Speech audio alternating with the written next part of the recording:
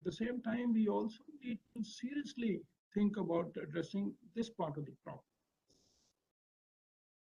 Therefore, whether we can do it or not at this moment, it may look like a pipe dream, but I think it's doable. And here I want to digress for a minute. Way back in 1998, we were at a similar nascent stage in IT and IT services. And at that time, as a country, we created a vision that we will be 80 billion industry exports in next 10 years. And that is by 2008. And now we all know that we have done it. And today we are at 230 billion. And we are likely to clock $500 billion in exports in next 5 years. So if that is so, can we not also take off from this position and piggyback on our success in the IT and IT services industry? And another dimension to this is today, perhaps outside US, including China, we are the only country where we have 1,500 captive R&D centers, and they belong to anybody who is who of the security, IT, hardware, software, you name anything. And they start with Microsoft, they start with Intel, you name any, they are here. And they generate something like 30 billion worth of work out of this country in a year. And the number of resources varies from 50 to perhaps 15,000 people in R&D. That's another dimension of the country. I think if we look at from another perspective, that can a country like India sustain this? If you look at our institutional, developments, our agencies which we have created over the last 10 to 15 years, you today have a very mature ministry. When we started this IT journey, there was no ministry only. There was no IT ministry. It was created later on after the task force recommended it. And today we have MITI. We have a very mature Ministry of Telecom. We have a world-class CERT. We have NIC, which has implemented more than 32 major platforms across the country. We have NASCOM, which has a subsidiary called Data Security Council of India. We have organizations like DRDO, NTRO, NCCC, and then Defense Cyber Agency. But these are the agencies which normally you won't find except for very large and mature countries. So there is an ecosystem available which can give us a policy direction, so give us a user perspective of this. That user perspective is a great learning when you build industrial complexes or this kind of initiatives, and they don't come up in a day or in years. They take decades. So I think if we make a beginning, the biggest critical mass with us is that 6 years back, there were hardly any security companies to name, maybe 5, 10. But today we have 250 plus cybersecurity companies. And out of that, about half of them are in product space. And if you look at the DSCI and PwC report, 24% of those companies have businesses in the US, Netherlands, Singapore, and other overseas countries. So what we lack perhaps there is far more sort of focus on the product development, and that too world-class product. Yes, I agree with that. The second gap which we have is a large system integrators. In US and in Europe, why you succeed? Because they pick up the point products, pick and choose, mix and match, and then build solutions. But that gap exists in India. But I think that's where we have to invest. I think with this kind of critical mass, I feel that potential exists, that this country can delve into this area and achieve success as we have done in the case of IT industry. Now, this panel, when we started looking at it, actually was sort of chosen with this in mind. In this panel, we have 3 young entrepreneurs who are an example by themselves.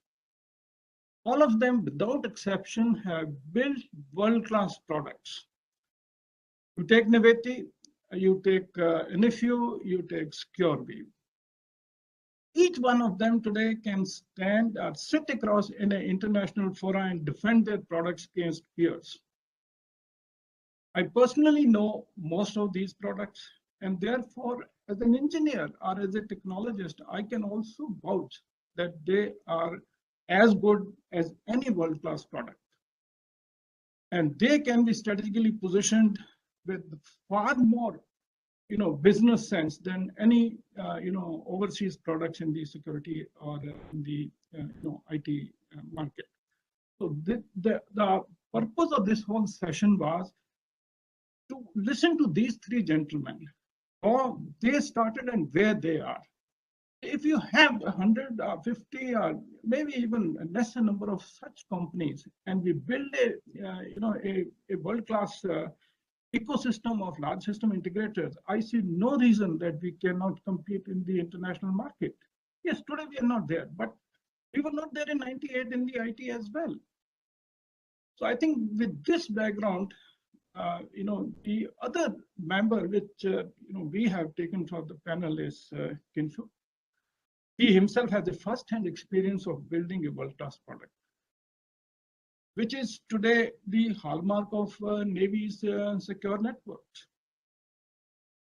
And later on, when he's left Navy, he's been all over the world.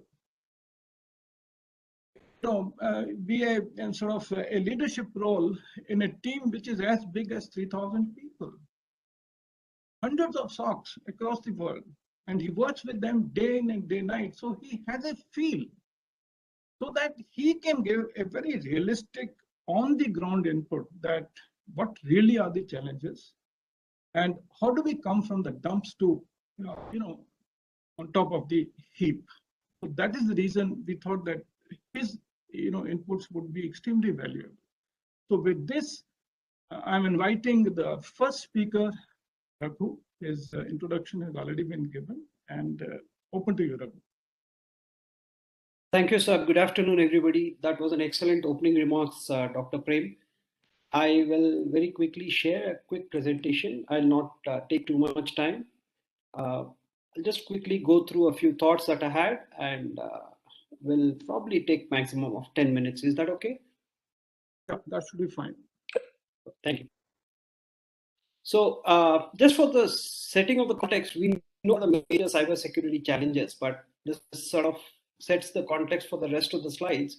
So if you look at cybersecurity challenges, there are nation states that have their own challenges, and then critical infrastructure or enterprises have their own set of challenges.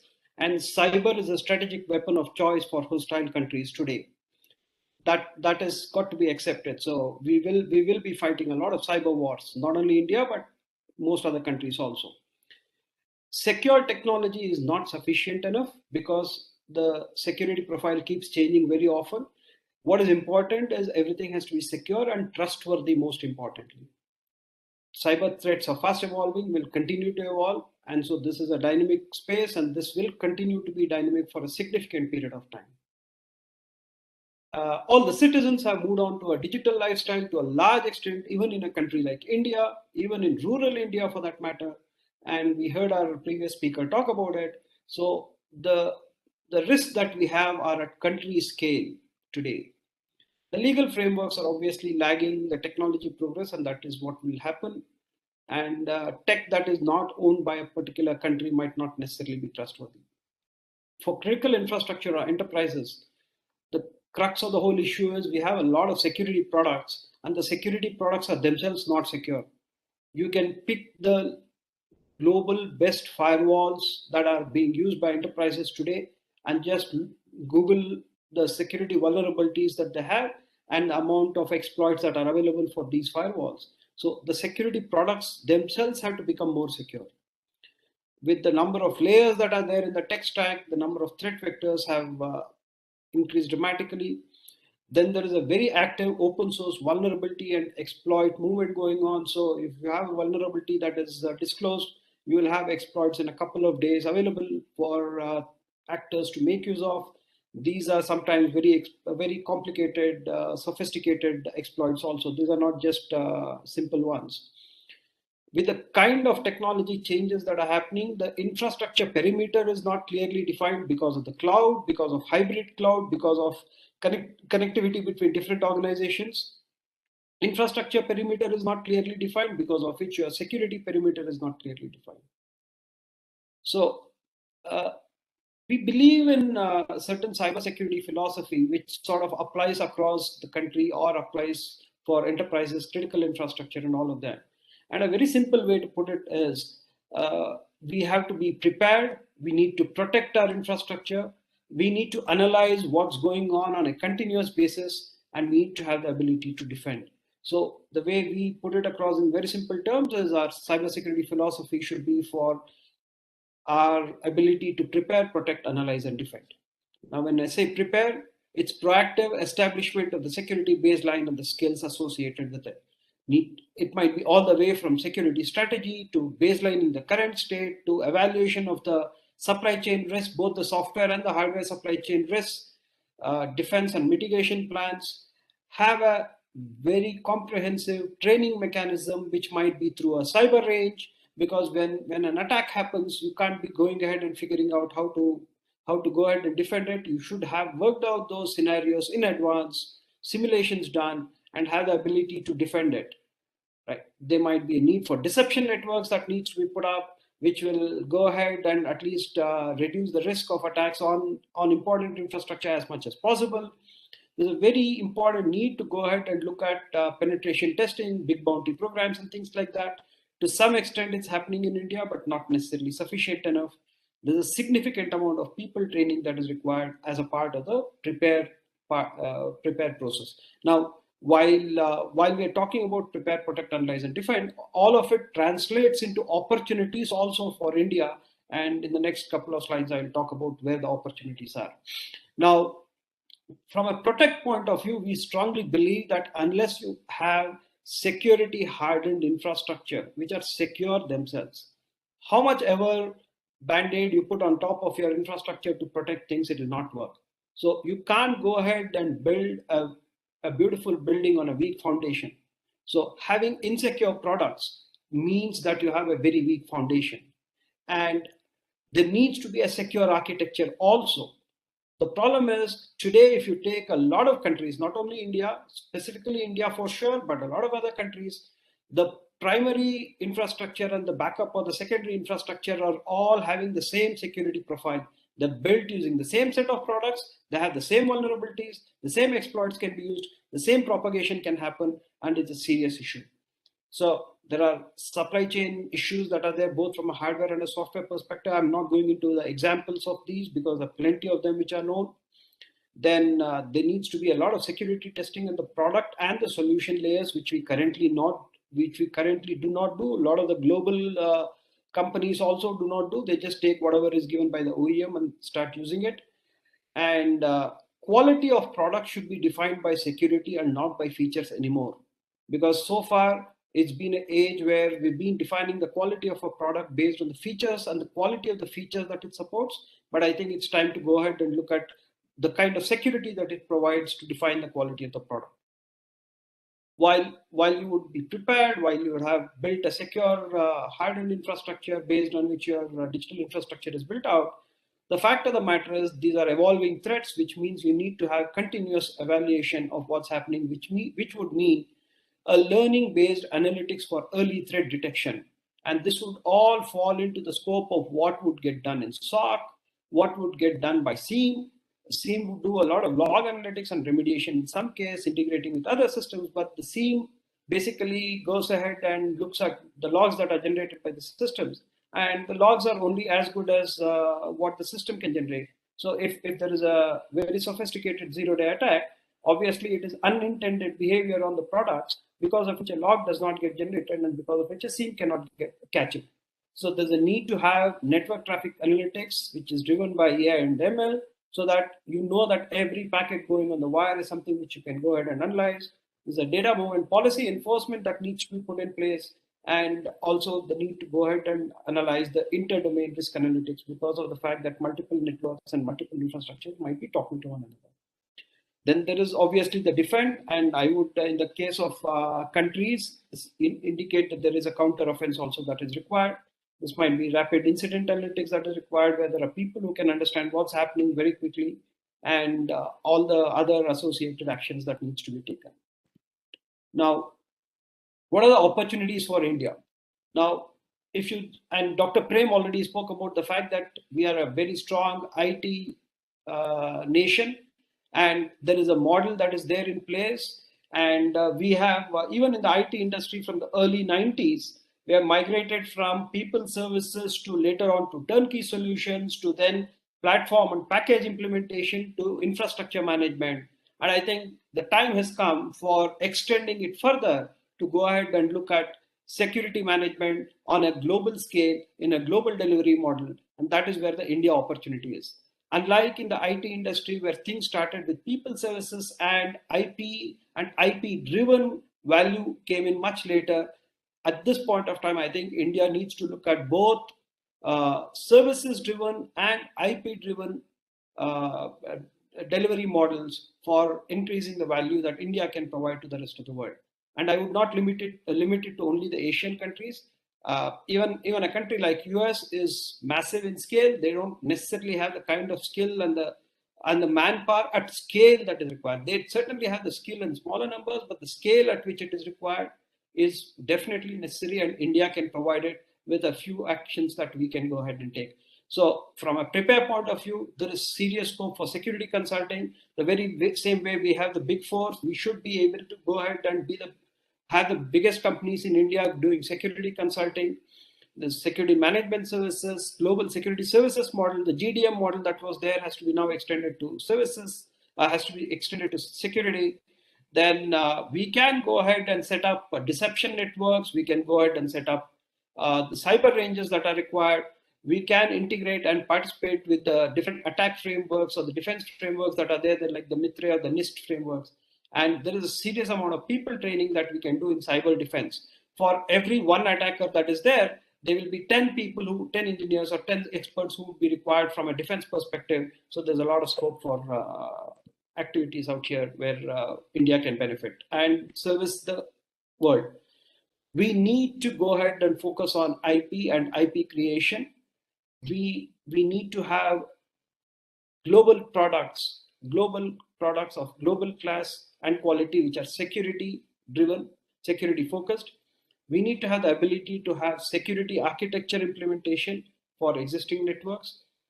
We already have trustworthy and global class Indian networking and security products. Fine, it's not at the same scale as what we would have wanted to be, but there is very important hardcore IP that is available, and scalability of that can always be achieved with the ecosystem that is put in place. Like Dr. Prem said, a global SI kind of model or a security SI model.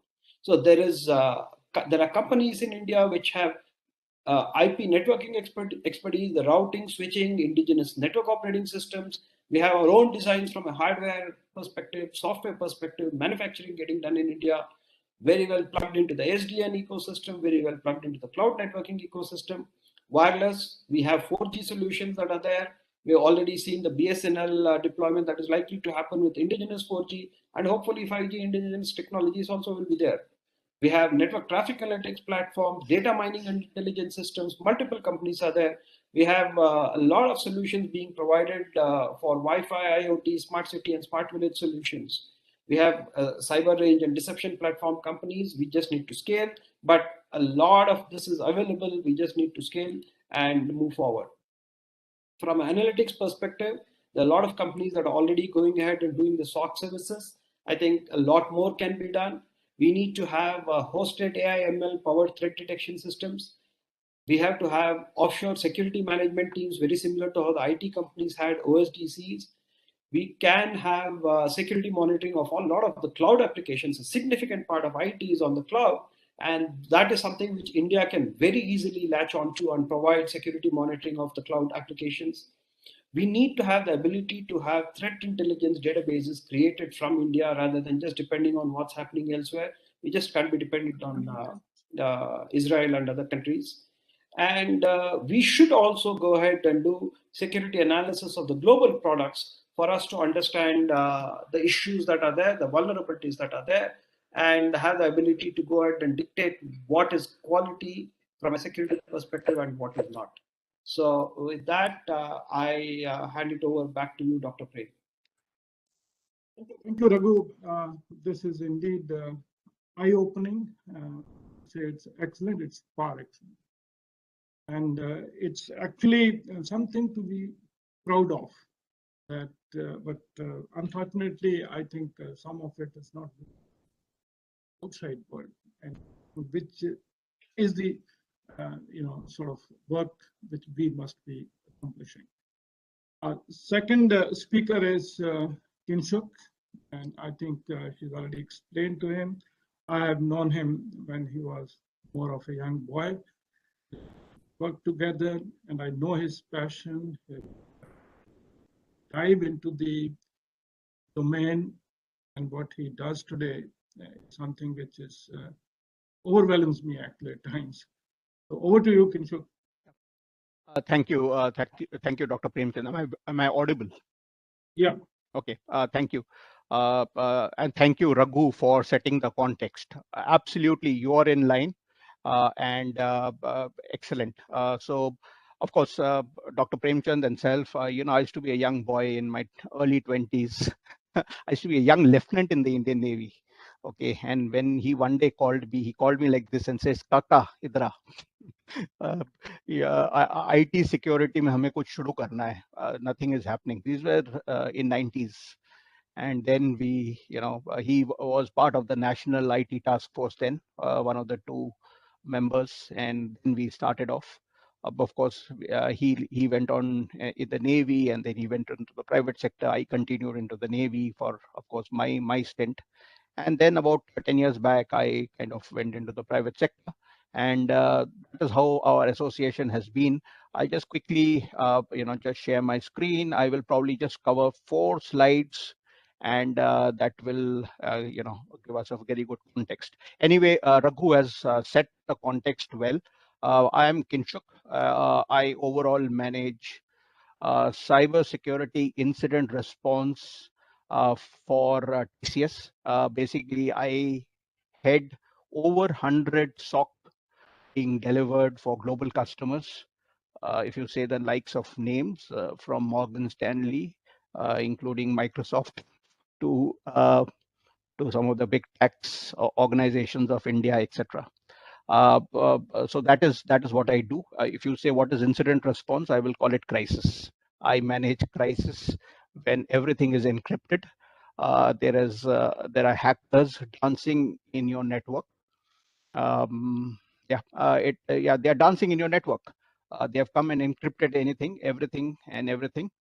Your backup is also encrypted, and then they continue to run PowerShell in your environment and tell you per server I need $300,000 in bitcoins, 5 bitcoins per server, and they make a menu card for you saying $40 million is the ransomware extortion money that you have to pay. So that is the kind of life. I'm also a Shievening scholar in cybersecurity. Overall, MTech from IIT Delhi, Bajaj, MBA, etc., etc. So that is my quick background. Overall, yeah. So Dr. Premchand has already set the context very clearly. I will also give a little bit of, a time for introspection. I will also give a little bit of, I will call it critical thinking, or a little bit of a negative view, and then come to the positive view. Sorry for doing that. Fair enough. Okay. So $170 billion is the market for cybersecurity, let us say today, which is a lot of money. It is a big opportunity. Okay. So it's a potential. It is an unprecedented potential in which India honestly has been successful to a certain extent. I will be honest. Services, IT, we have been successful largely because in early 2000 we decided the services companies like TCS, Infosys, Wipro, Tech, Mahindra, etc. All these companies kind of started off, providing IT services, and we were very successful. We had a very good, largely English-speaking manpower base. A lot of IT colleges. We could, we were very successful there. Uh, uh, yeah, so we were successful. But okay, now coming to the market, where is the consumption? You have to see where is the market. This $170 billion is largely more than 50% is North America, Canada. I would say North America, which includes Canada and Europe. Okay, that is where the consumption is. Now, if the market is there, that means you have to build products, services, solutions, platforms for what they need. That is the opportunity. Okay, I just wanted to set the context. One more thing is India's spend is $1.9 billion, and out of this, overall market, which is about 1%. Why is India only 1%, where globally India's GDP is over 3% of global, I would say GDP. So there is a deficit. There is an absolute deficit. Either in India we are not spending enough, or cybersecurity is not a focus. I will be absolutely candid out here. Going on to the next, just a minute.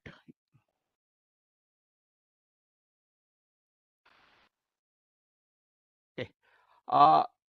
We have already discussed where is the market. North America, of course, the APAC countries are following, including India.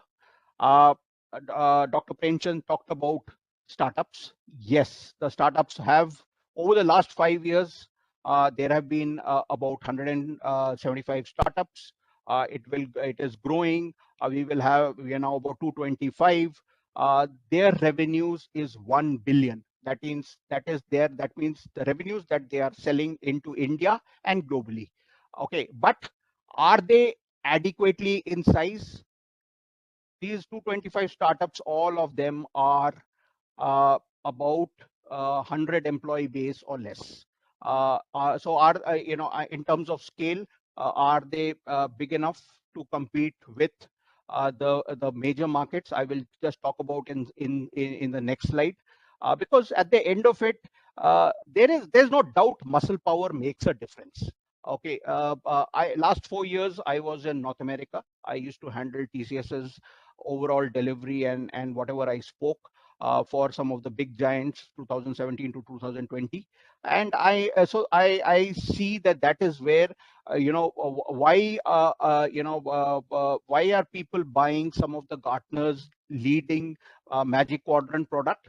Because at the end of it, do you put a inferior lock in your own house? No CSO does it. They will buy what the analysts say. You have to be in the Gartner's Magic Quadrant leaders, because if they are buying a SIM, they will look at the SIM, and if it is a SIM, then they will say who's the leader. It will be Splunk or QRadar or some of them. Okay, so that is the mindset, and which is, I will not say it's wrong. Technology, these are the opportunities. At the end of it, we have to solve human cybersecurity problems. Okay, anything which is complicated does not work. It has to be simple. Okay, who are the leaders? You can see, starting from Amazon, Microsoft Azure is providing complete all native security.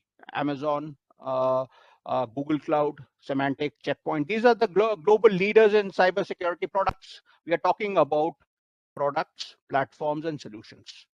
They are the leaders. So at the end of it, if you are talking about export, you have to compete against them.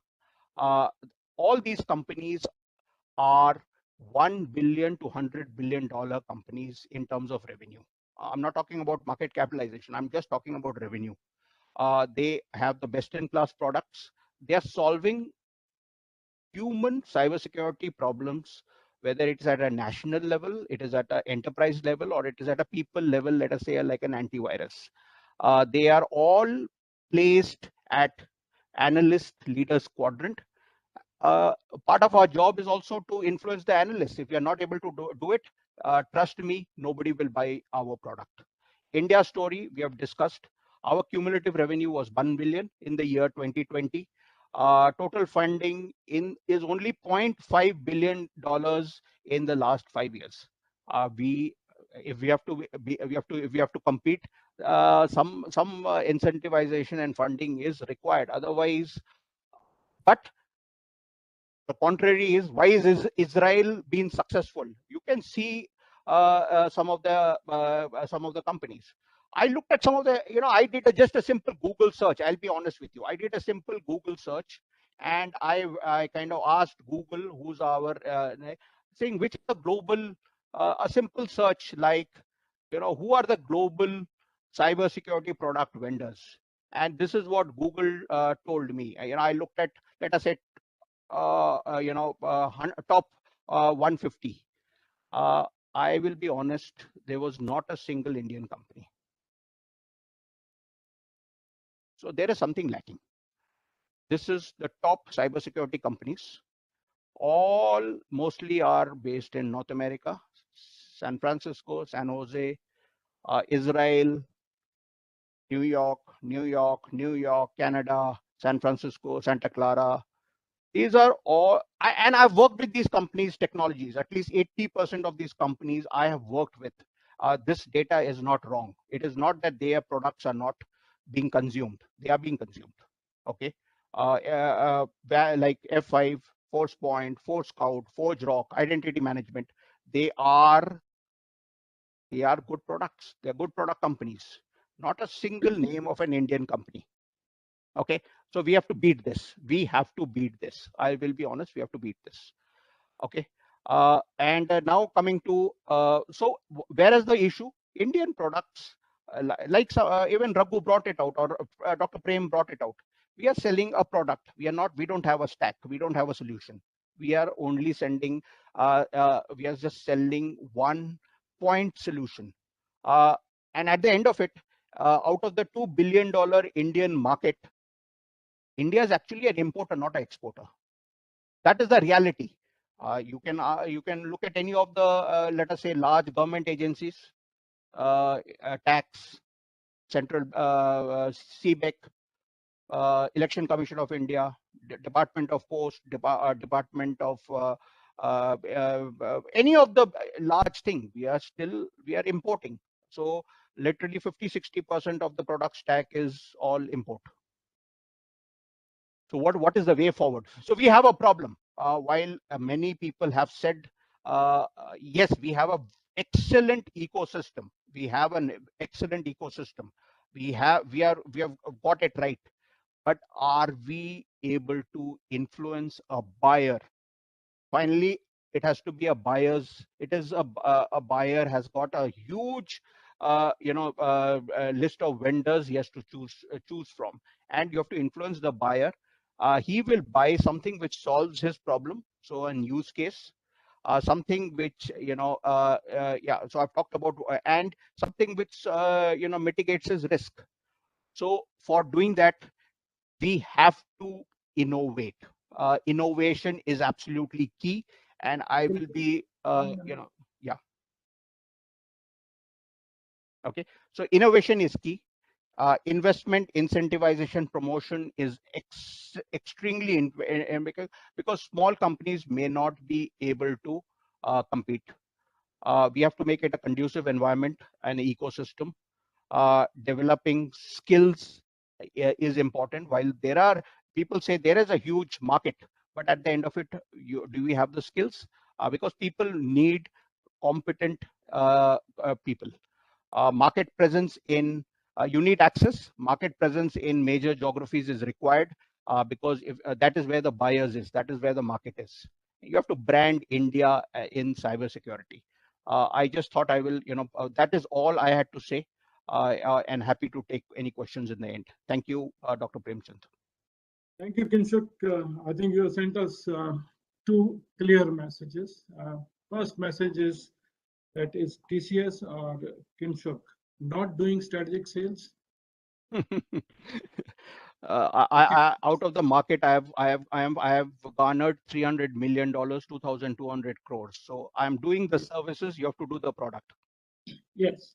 So the second message, which I think comes from him, is that security cannot be a second best product. Yeah, We absolutely. have to be the best. And we have to penetrate into the product. We have to create a leadership for ourselves, scale up, and be amongst the people who have money, who have buying power. And that is in US, that is in Europe. Europe. So thank you so much, Kinshuk. As usual, I mean, rather, I would say as expected, was wonderful presentation. Thank you, Dr. Premchand. Next speaker is Tarun. Again, I've known him some time, and the man is nothing but passion, passion, and passion. And the kind of problem he has solved. I don't know. Many of us may not be knowing. 26 January, the entire infrastructure, surveillance, this is his job. You know what complexity it has. Some of the products, very simple, but they are actually solving very critical problems on the ground. And for the people who need them most, and that is our government. So over to you, Tarun.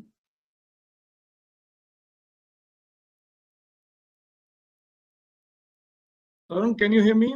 Yeah, I can hear you now. So can you hear me? Yeah. Thank you so much for the opportunity.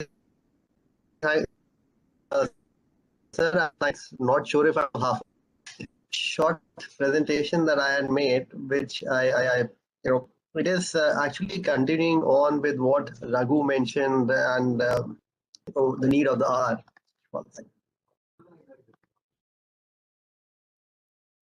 Tarun, maybe if you switch off your video, you will consume less bandwidth. I'll Then be happy to do that. I'll be happy to do that.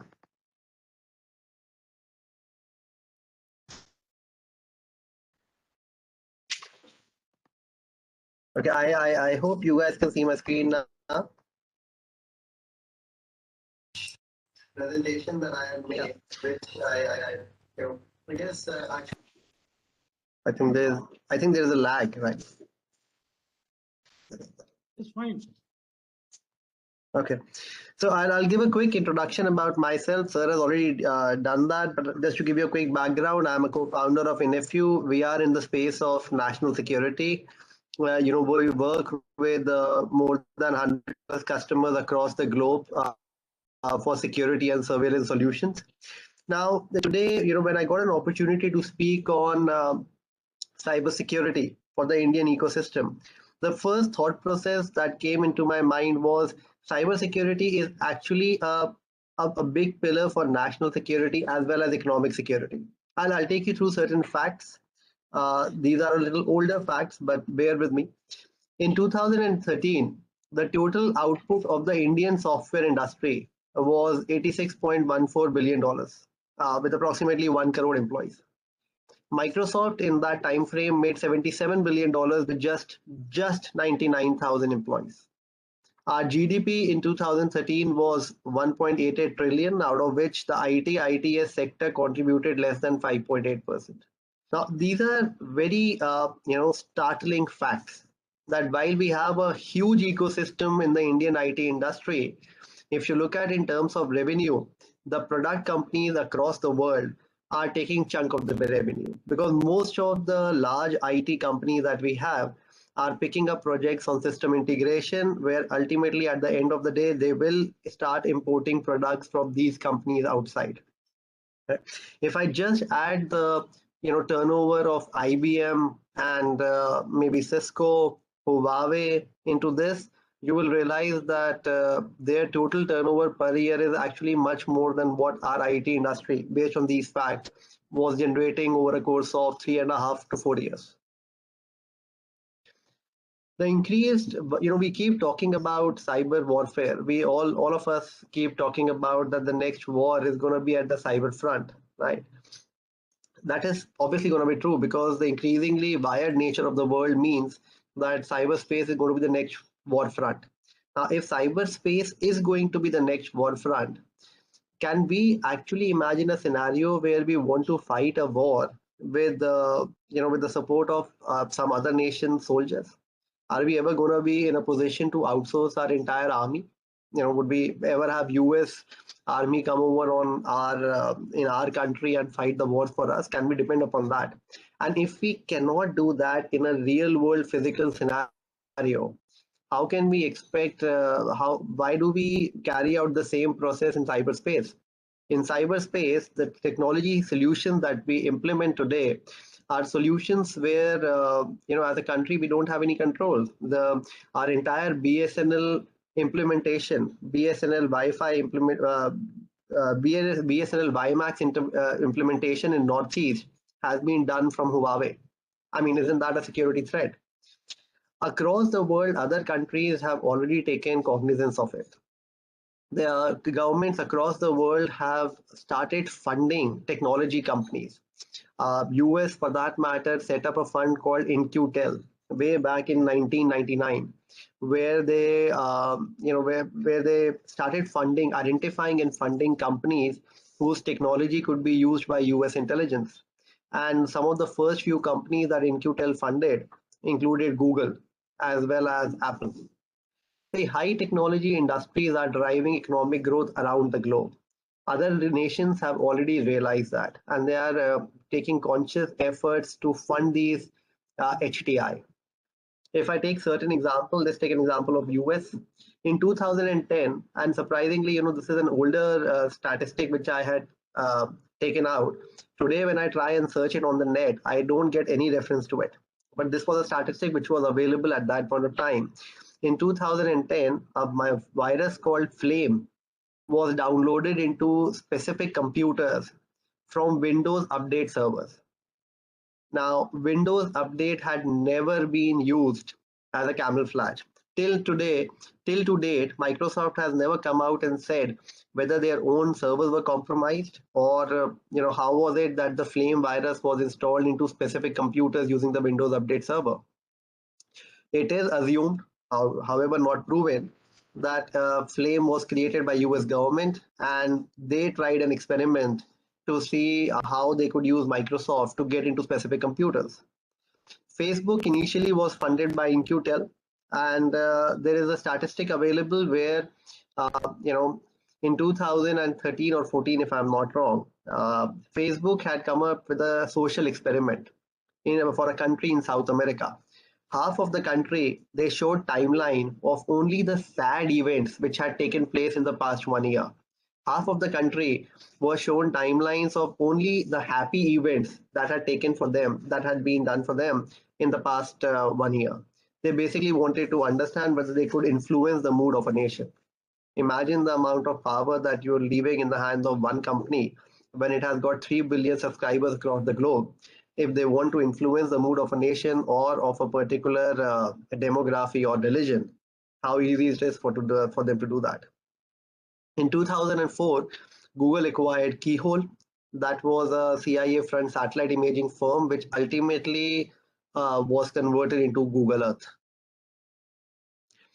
These are certain examples from US as to what US has been doing in terms of promoting high technology industry. China, of course, I mean, that is China has taken the lead where probably US is the only one competing with them.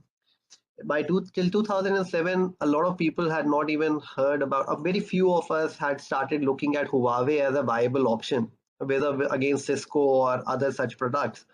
Today, Huawei is much bigger. Today, it is among the top 10 companies across the world, right? So China started funding companies like Huawei, TikTok for that matter, right? China's PLA unit 61398 has been known to carry out espionage activities across the globe. What is not known is that a lot of these companies have got board of members, from PLA who are ex-PLA unit 61398. So the people who had been carrying out espionage activities at one point of time became board members to companies which went global. Indian government banned multiple applications a couple of years back. They banned multiple Chinese applications for stealing data. But the fact remains that even in India right now, 1 out of 7 phone is a Chinese phone. Every 1 out of 7 phone that we are using is a Chinese phone. Every 1 out of 11th camera that we are using is a Chinese camera. And if I take an example of something that China has done, something I've personally experienced in Uganda, one of the African countries, China gave them a debt of $350 million to improve the security of their nation. Now that $350 million was not given to the Ugandan government. Ultimately, that money was given to Huawei, who ended up putting cameras all across Uganda for that $350 million. In lieu of that, Ugandan government ended up giving 1,000 acres of land to China, where they started carrying out agriculture produce, and every part of that agriculture produce is sent back to China. Plus, I don't need to say that when you have put cameras worth $350 million, the entire video feed is going to servers of Huawei based out of China. So imagine a scenario where you have paid money to your own company, you are getting data from the nation that you have implemented the technology in, and you're also getting freebies such as agriculture produce. China also has been accused of implementing a TPM, a trusted platform module.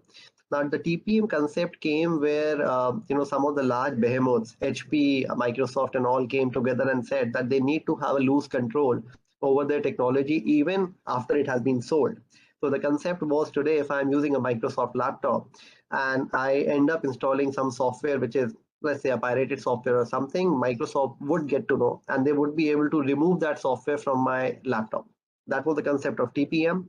Unfortunately, the biggest threat is that these TPM chips were being produced in China, which basically means that the copies of all those keys would be available with China as well, apart from these companies. Tarun, last 1 minute. Sorry, was that a question? No, I said time, 1 minute. Sorry, sorry, sir, that's too low for me. Could you repeat that question? That's the question. I said you're left with 1 minute to finish. Oh shit. Okay, I'll take it very quickly then. So the concept is that I've taken you through certain examples of how companies across the world, how countries across the world have been funding technology industries, not just to get data from different countries, because data is the next oil. They are getting revenues out of these companies. They're protecting their own borders while making the borders of adversarial nation weaker. Now, I had a few more slides into my presentation as to what all India can do to at least start on the path of matching up to what US, China have done. But I believe speakers before me have covered that in detail when we talk about funding the Indian ecosystem. Till now, there is no funding being done to the Indian startup ecosystem from the government. There have been certain policies in terms of Make in India, but how effective they are on the ground remains to be seen. And frankly, it's too little too late is what I would call it right now, especially considering the progress companies, Chinese companies and US companies have already made. See, today if you ask an Indian startup to let's say have a product which is comparable to Palo Alto, that's not fair, right? Because Palo Alto has got funding of huge billions of dollars. You fund an Indian company with billions of dollars and then compare, right? You should compare apples to apples. So with this, I'll finish off my presentation and probably cover a few more points in the Q&A if there are any. Back to you, sir. Thank you, Tarun. I think it's a wonderful presentation, because these are the facts which remain hidden in the files only, and we sometimes try to keep making noises, but I think the decision makers, they don't listen to it, and life goes on. So these are extremely important points, and particularly the way the US has funded their technology companies, the way that China has done.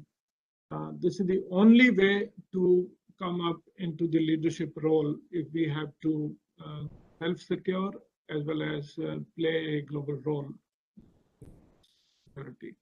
Thank you, Tarun. And our next speaker is Gopal Kumar. more a pioneer in some of the security technologies, particularly in the area of hardware info security, isolation technologies. Over to you, Gopa. Yeah, thank you, sir. I hope I'm audible. Yeah. Okay, let me share my screen.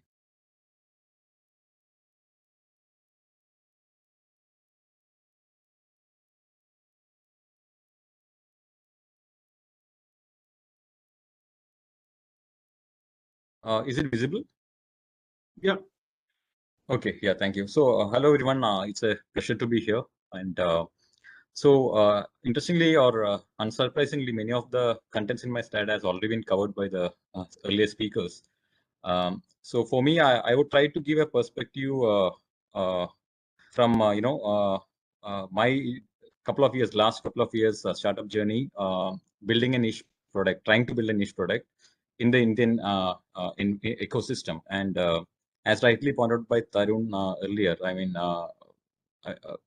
my experience has also been that we can definitely build systems, but to compare ourselves with any other established player outside, we need to have the right kind of support, the right kind of funding. And so let me just go to the next slide. I think again, Mr. Raghu has covered this earlier about the current risk scenario where the kind of threats that a nation faces is very different from what was probably a decade back. With the kind of the complicated or highly evolved malware that is relevant today, known as an advanced persistent threat, and it's very clear that existing solutions are or the contemporary or the conventional solutions are no match for these kind of threats, which are backed by organized crime rings and, more importantly, enemy nations. So what is required is a complete overhaul of how the nation should look at the way it should protect its critical resources. So where do we stand today? Does India have that kind of a vision? That's a question that is still remain unanswered. Again, as earlier covered, if you look at the other nations, say a China or a US, the way they look at their from their perspective about cyber, whether it is offensive or defensive, is very different from what we have today in our nation. I think this is already covered earlier. Like China is known to hack into multiple of existing products, whether it is open source or commercial ones, ranging from cell phones to virtualization software. And they are very clear in their strategy that any product that they use in their national, any product of their national importance will be made in China, whether it is operating system or processor. Similarly, US also, we all know about the kind of offensive and defensive capability that the US has, and the kind of focus that they put into working with closely with, say, Microsoft or Intel, and they are known to put backdoors into their products. And again, many of the cybersecurity products that we export, we import, how do we even know they are safe to use when they are coming from other nations, where it is known to have backdoors that can exploit, that can be used to exploit at any moment of time. So given this this scenario, when we got into like few of us got into the security domain and to see where exactly can we come into picture.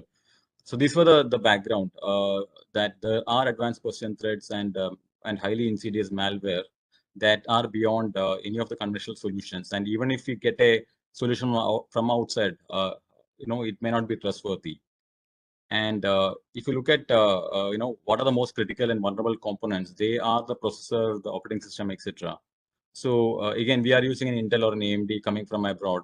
We are using an operating system like Linux or Windows. Even if there is no intentional backdoors in it, these are all monolithic operating systems with innumerable vulnerabilities that can be exploited.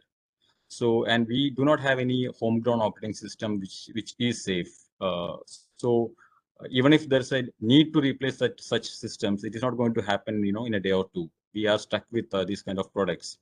And if you look at again the players outside, they are building their own solutions, their own indigenous systems exactly to counter such threats. So can we make something of that nature is what prompted us to create SecureWeave. So I will not go into the details of architecture, etc. But the whole premise is that we thought of building something which is very unique, in that it's a hardware enforced security solution, first of its kind in India. And the whole premise is that we protect the existing say monolithic kernels by sitting outside the operating system, by not being part of the kernel or the user space. We have a very unique vantage point into the kind of attacks that can happen, and stop them, report them, as well as do reverse engineering on them. So this was the whole premise based on which chess, the security product was conceived. And what we realized was that so we have a very small team, and we started off building this. And the lack of support at a national level was evident in that at some point we felt that to make a product of this complexity, there is a lot of funding required, and it would have been really beneficial to have that kind of support from at a national level. But on the positive side, one very good development that happened was that we got tied up with IIT Chennai, IIT Madras, and IIT Madras is building a secure processor called Shakti. This has been in the making for a few years, and it has come to a stage where it can be taped off now. And even the focus of Shakti also is security, especially considering the kind of side channel attacks, etc., that happens in the x86 world. They are focused on building a secure microprocessor. And IIT realized the value of having an indigenous secure hypervisor that along with the secure processor can be a real path-breaking product for the nation. So with the guidance of Professor Kamakoti, we got involved with the Shakti team, and we kind of started developing this chess platform for Shakti, and that has been going pretty good.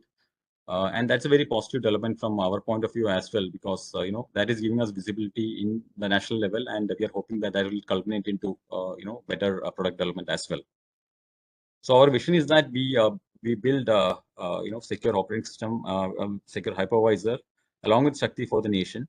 And also, as a next step, we want to don't want to confine ourselves only with an x86 or a RISC-V, but also, since the same concept is applicable for various range of processors, we want to focus into those areas and build the products of the quality that can be that are export worthy at some point. We are not there yet, but I'm sure with the right support from the at a national level, we can definitely achieve that target. So yeah, basically my humble analysis here is that India, we do definitely, there is no dearth of talent. We can achieve things here. We can make the right products here, but we definitely need more backing at a national level. So I think I'm done with my presentation. Happy to take any questions. Thank you, Gopal. Thank you so much. I think the message that comes from all the three examples is that we really can do it, but there are a lot of say gaps to reach into a leadership position. They manifest so many ways and so many types of challenges. So as a nation, if we have to survive and sustain in the digital era for the next 30 to 40 years, I think this investment as a country we need to make. If we do that, then I think this kind of thought process of envisioning a strategic play in the global security space is certainly possible. But there's a lot of ground to gather. So, Abhita, if there are any questions, we can, if there's a time, I think we're already over 2 minutes. Yeah. So, over to you, Abhita. Thank you so much, Dr. Premchand. I think it was a very, very interesting session, and there were a lot of key takeaways also, and most of the speakers have already highlighted the same in their presentations. So I would like to thank all of you for a very, very interesting session. And we have the panelists from the next session also who have joined us. So I would like to welcome them as well. And we would begin the session in a few minutes.